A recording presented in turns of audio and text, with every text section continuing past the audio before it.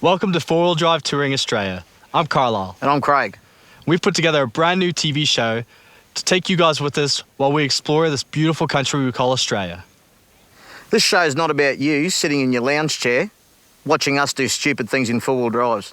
It's about inspiring you to get out of your lounge chair, into your 4-wheel drive, and get out and have a look at the things that we're going to show you. Over the next few weeks, we'll be visiting Western Australia's Coral Coast, exploring the Flinders Ranges, driving out the Birdsville track, spending a few days in Birdsville. But right now, we're about to cross the mighty Simpson Desert.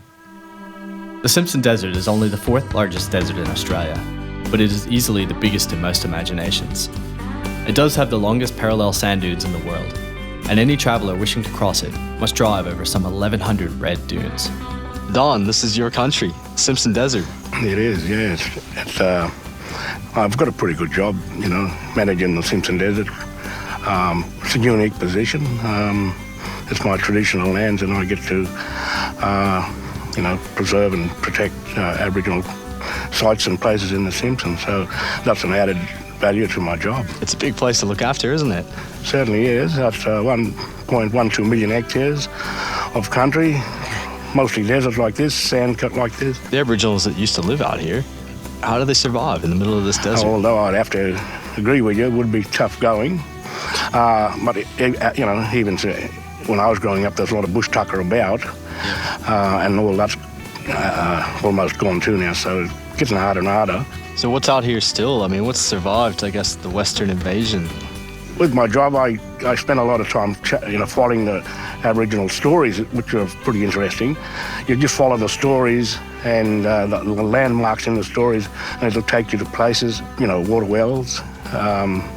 And when you get there, it's pretty exciting because, and you're the first human to be there for 100 years, or almost 100 years. I'm really looking forward to this crossing. We're on the top of Big Red. This is the biggest one. Yep. So it gets easier from here, right? No, I wouldn't say that necessarily. The traffic can cause a lot of damage to, the dunes ahead of you. Yeah. And when I say damage, they cause, big rut holes, and that makes it pretty difficult. It's still all fun. Yeah. And I enjoy going out and go down all the other tracks, such as, the WAA and the Rig Road. But it doesn't get any easier. Do you have any advice for sort of anyone traveling out to the desert? One piece of advice that'll make the trip better? Well, I suppose the biggest advice is to make sure you've got everything you need, safety-wise. Tell someone you're leaving Birdsville and travel in a convoy. And other than that, just take your time and enjoy it.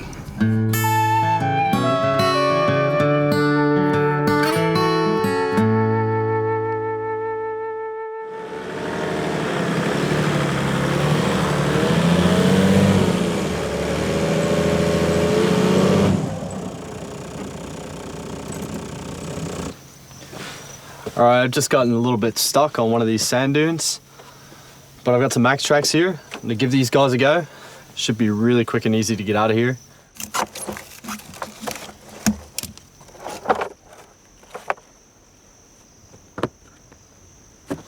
These things are really easy to use. Just jam it up under your wheels there. Put it in low range first. Give it a bit of right foot. We should be out of here in 2 secs.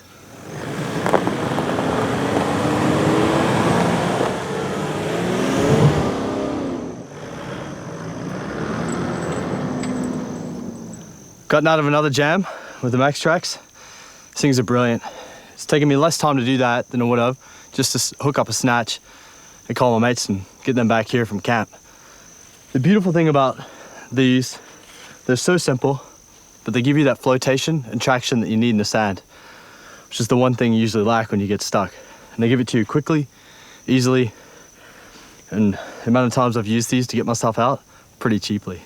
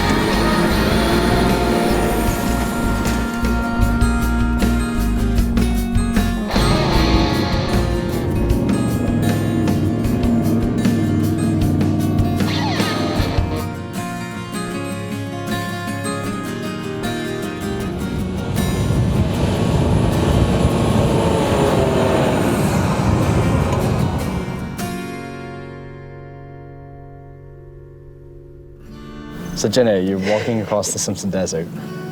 I am, 170 k's in. So what's it like out here, being by yourself? It's pretty nice, actually, I will admit. I'm from Birdsville, so it's sort of my home, and I'm really comfortable, and I love it. There's nowhere else I'd rather walk, to be honest. So the obvious question that you must get asked every day is why? My usual answer to that is why not? No, originally it was just a bit of a challenge for myself, I suppose. It was never intended as a fundraiser. It was literally just something for me to do, to work towards. And then it became a fundraiser for the Royal Flying Doctor Service. So that's what sort of pushed it on from there and given it a bit more publicity. If we want to see a doctor, it's a 1,400 kilometre trip in a car if it's not for them. So they also provide our emergency retrieval services. So if anyone has a car accident or heart attack or breaks a bone, they're the ones that come in and get them. And it costs a lot of money to keep them going, so just doing my part. So what have you come across? I mean, you're from Birdsville, so you know the desert. Mm-hmm. But what have you seen out here that you've never seen before? It's, it's a lot different to the last time I've been out here. I moved back to Birdsville. I'm originally from there, and I moved back only sort of last year. And when I lived here before, it was during the drought. So this place is, the vegetation you see is, it's not like anything that's been in here in, 20 or 30 years. So it's pretty amazing in that sense. I've had my little scare of dingoes with the 4 or 5 dingoes tailing me one morning and were 40 metres behind me before I even realised they were there. Some beautiful, encounters with wedge-tailed eagles and things like that you sort of take with you forever, I think.